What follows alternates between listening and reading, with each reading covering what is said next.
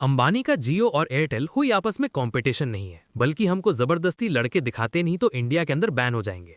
We are at the beginning of a new era for humanity.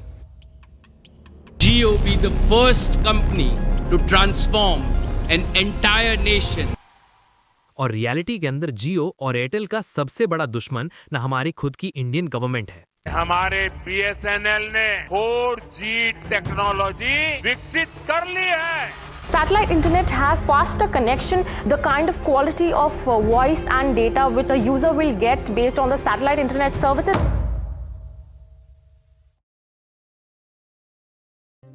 और ये वही government है जिसने पहले 11 सिम कंपनीज को खत्म करने में पूरा रोल निभाया। लोग हवा में बातें करके बोल देते ना भैया, जब से रिलायंस आया सारी की सारी कंपनियां खत्म हो गई। रिलायंस सिर्फ और सिर्फ एक किस्मत से सही टाइम के अंदर एंट्री लिया था। रियलिटी में चाहे एयरटेल हो, चाहे टाटा डोकोमो हो या फिर ऐसी कोई भी कंपनी हो, उनको खत्म करने के पीछे सबसे बड़ा हाथ हमारी इंडियन गवर्नमेंट का था। और वही गवर्नमेंट अभी एयरटेल और जियो के पीछे पड़ी हुई है। और इस वीडियो के अंदर इंटरनेट पे पड़ी हुई पुरानी नॉनसेंस बातों को एंटरटेन नहीं करेंगे, जिसके अंदर कोई भी इंटरनेट के ऊपर आके बोलता है कि भैया जियो कंपनी मार्केट के अंदर आई थी, पहले लोग 250 रुपए पर जीबी का डेटा बेच रहे थे, इन्होंने आके 10 रुपए पर जीबी बेचा और सभी ने खरीद लिया, बाकी कंपनियां ये देख के फेल हो गई और ये कंपनी सुपरहिट हो गई। जियो कंपनी 2016 के अंदर मार्केट में घुसी, बिलियंस ऑफ डॉलर इन्वेस्ट किया, उसके बाद भी सस्ता डेटा देके आज की रेट में प्रॉफिटेबल है। और जो कंपनियां पहले 250 रुपए का पर जीबी डेटा देके लोगों को फुल लूट रही, वो 10 रुपए का डेटा देके घाटे के अंदर है। तो इसमें जियो का रोल थोड़ी है। मेन फैक्टर्स तो दूसरे हैं ना, जो तुम्हें कभी बताए नहीं गए, क्योंकि पढ़ी लिखी बातें तुम्हें समझ आनी नहीं थी। पर तसल्ली से बैठ जाओ, आज मैं समझाने की कोशिश करूंगा। और हम दो चीजों के ऊपर बात करेंगे, पहले कि पहले क्या हुआ और उसके बाद हम बात करेंगे कि अब क्या हो रहा है। इसके अंदर हम लोग पहले ये डिस्कस करेंगे कि कैसे जियो और सरकार ने मिलके बाकी सारी कंपनीज को खत्म कर दिया, और उसके बाद में हम लोग ये बात करेंगे कैसे वही सरकार मिलके जियो को खत्म करना चाहती है। सबसे पहले बेस से शुरू करते हैं कि सरकार एक टेलीकॉम कंपनी से 3 तरह से पैसे कमाती है। सबसे पहला तरीका टैक्सेस, ऑब्वियसली बात है, जीएसटी हो गया, कॉर्पोरेट टैक्स हो गया, और जो भी अलग अलग टैक्सेस होते हैं वो सारी चीजें। सेकंड आ जाता है हमारा स्पेक्ट्रम। अभी स्पेक्ट्रम को हम लोग आने वाली वीडियो के अंदर ज्यादा अच्छे से एक्सप्लेन करेंगे, पर अभी शॉर्ट के अंदर समझो। मान के चलो ये फोन है, इसके अंदर नेटवर्क आ रहा है। कैसे आ रहा है? वायरलेस तरीके से। अभी जो टावर से नेटवर्क है वो मेरे फोन तक ना वेव्स की फॉर्म के अंदर आ रहा है। अभी ये वेव्स की फॉर्म टावर से लेके मेरे घर तक जब ट्रैवल करती है ना, तो वो इंडिया की धरती के ऊपर ट्रैवल कर रही है। और क्योंकि ये इंडिया की धरती के ऊपर ट्रैवल कर रही है, तो सरकार इसका टैक्स लेती है। तो वो 2G वेव है, 3G वेव है, या 4G वेव है, या फिर 5G वेव है, जो भी वेव है, आपको उसका पहले पैसा देना पड़ेगा और हर स्पेक्ट्रम को खरीदना पड़ेगा। और अगर शॉर्ट में बताऊं तो इस स्पेक्ट्रम्स को खरीदने में एक कंपनी को कोई 80 से 90 हजार करोड़ रुपए तक लग जाते हैं। शॉर्ट में समझे? आगे चलते हैं। तीसरा तरीका जो सरकार इन टेलीकॉम कंपनी से कमाती है वो है रेवेन्यू शेयर।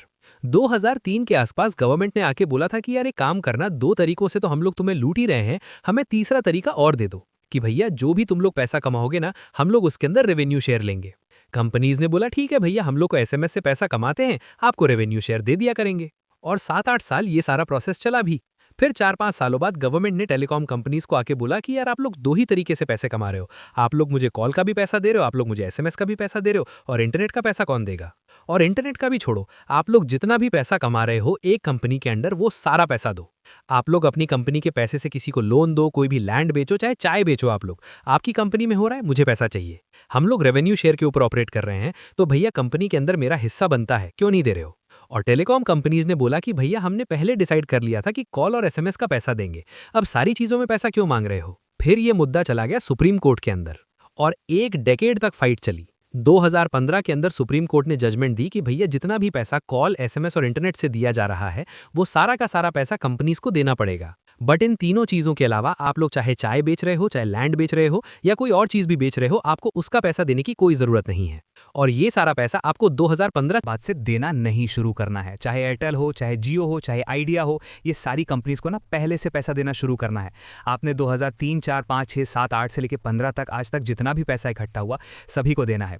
और अभी इस स्टेटमेंट के अंदर ना तुम्हें एक प्रॉब्लम दिख रही होगी कि भैया मैंने एयरटेल का नाम लिया, आइडिया का नाम लिया, सेंस बनाता है, मैंने सुप्रीम कोर्ट की इस वर्डिक्ट के अंदर जियो का नाम क्यों लिया? क्योंकि सुप्रीम कोर्ट की ये वर्डिक्ट आई थी 2015 के अंदर और जियो तो लॉन्च ही 2016 में हुआ है, तो जियो को कुछ देना थोड़ी बनता है। एंड ये चीजें गलत है, क्योंकि जब 2015 के अंदर जियो बनाया जा रहा था और प्री लॉन्च कर दिया गया था, उस टाइम पे वो रिलायंस की टेक्नोलॉजीज को यूज कर रहे थे। और जिन लोग को नहीं पता बता देता हूं, रिलायंस नाम से एक पहले सिम चला करती थी जो over the period of time fail हो गए, बट क्योंकि इन्होंने पहले से टावर्स लगा रखे थे, कुछ स्पेक्ट्रम्स बाय कर रखे थे, तो उन्हीं की टेक्नोलॉजी को ऑन करते थे।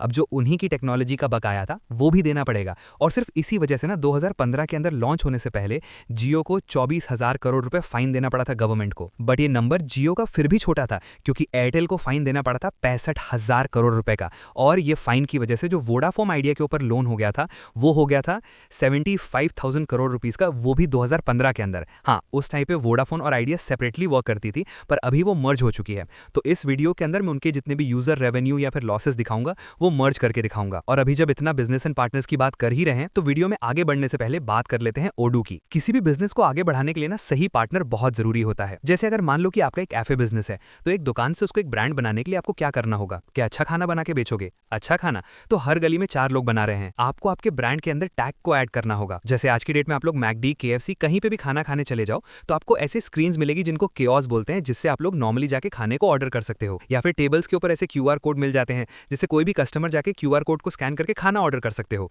और आप लोग इनमें से कोई भी सर्विसेज को अवेल नहीं कर पाते हो, जिससे कोई भी आदमी टेबल से अपना ऑर्डर प्लेस कर सकता है, और आप लोग अपने कैफे के अंदर ये सारी चीजें नहीं कर पाते हो, क्योंकि या तो आपको लगता है कि भैया ये करनी इम्पॉसिबल है या फिर बहुत ही महंगी होगी। और अगर मैं तुम लोग को सच सच बताऊं ना, तो हाँ, कुछ टाइम पहले ये चीजें करनी बहुत ज्यादा कॉम्प्लिकेटेड थी, बट अभी नहीं है, क्योंकि अभी मार्केट के अंदर आ चुका है ओडू का पीओएस यानी point of sale restaurant application, जिसको मैंने खुद में ओडू के कम्युनिटी डेज के अंदर ट्राई करके भी देखा है। ये सेम सिस्टम आप लोग अपने कैफे के ऊपर भी लगवा सकते हो, जिसके अंदर आप लोग इनकी स्क्रीन से कोई भी खाना ऑर्डर कर सकते हो, और ऑर्डर प्लेस होने के बाद जो भी कस्टमर होगा उसको ऑर्डर आईडी के साथ एक स्लिप मिल जाएगी, और दूसरी तरफ कैफे ओनर को उनके सॉफ्टवेयर के अंदर पूरा ऑर्डर मिल जाएगा। या फिर ये सेम चीज कस्टमर अपने टेबल के ऊपर बैठ के भी कर। बट अभी तुम लोग जाने से पहले सब्सक्राइब करो, मेरी ये वाली वीडियो देखो और ओडू को भी देख के जाना, लिंक तुम लोगों को डिस्क्रिप्शन के अंदर मिल जाएगा।